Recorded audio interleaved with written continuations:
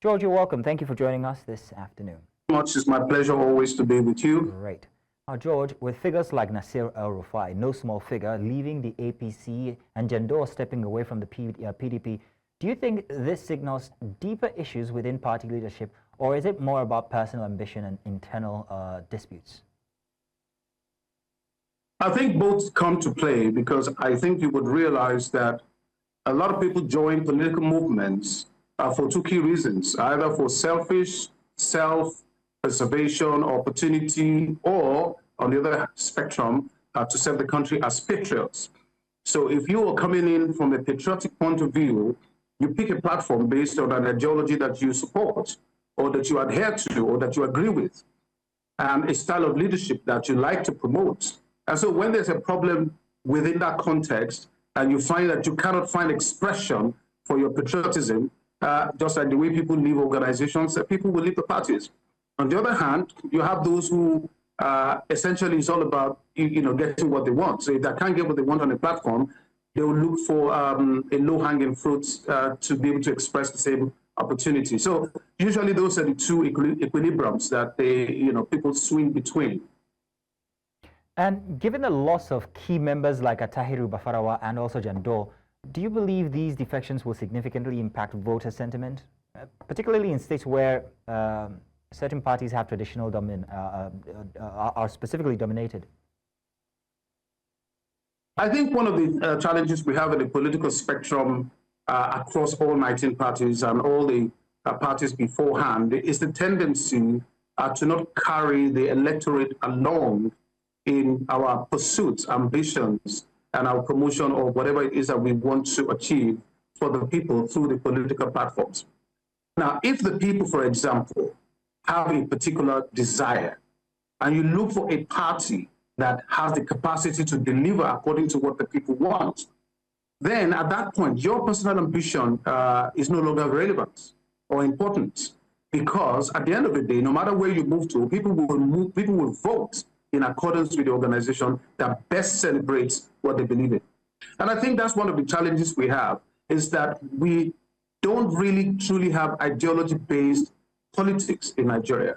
A lot of the political party platforms are not standing very, very clearly for the people to see on particular principles. Like you, for example, have the United States. It's either you're liberal or you're conservative. Everybody knows what that means. And so most people who are liberal for life, and generations after them are liberal. And those who are conservative for life, and generations after them, because the ideologies pin the way of life that they want to promote. I think the way we play politics in this country is all about, let me get there first, and then I'll look for, how to promote what it is that the people want. And I think this is the reason you see quite a lot of this whirlstorm of movements between parties, ever since we started our political journey, right back in the 60s, even in the 50s. And so we need to get back to, what do the people really want? And if you know what the people want, that's why they do a lot of polling in foreign countries, European countries and North America. The polling will tell them what the people want. And once you know what the people want, you stand with the people. And if standing with the people means standing against the ruling party, or standing against big behemoths in the party system, or great godfathers, then that is doing the right thing. But if you're thinking, oh, let me just flow with the leaders or flow with what the party is doing, without thinking first of the electorate, then clearly, the idea of being in party politics to serve the country is lip service. And I think that's one of the things you're going to find in the next election. People are going to overly begin to move towards the sentiment for who is serving their interest rather than who is serving the interest of the politicians. George, let me ask you personally, how frustrated are you with party leadership in Nigeria? Well, I'm a party leader, so I cannot begin to say what party leadership is doing. Basically, what you are going to find even as a party leader is that there are contending forces within your organization. Like I just said, there are forces who want you to do politics for money. There are forces who want you to do politics for power.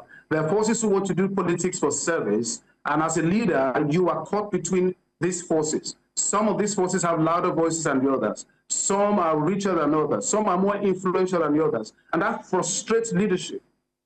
But a true leader will bring the kind of corporate culture into their parties that would allow the majority to flow with them and say, look, this is the principle that this leader stands with, and therefore this is what I'm following. Now, if you look at the kind of politics we had in the days of UPN and NPN, and even before that, the First Republic, a lot of people followed the leaders because of who they were and what they stood for.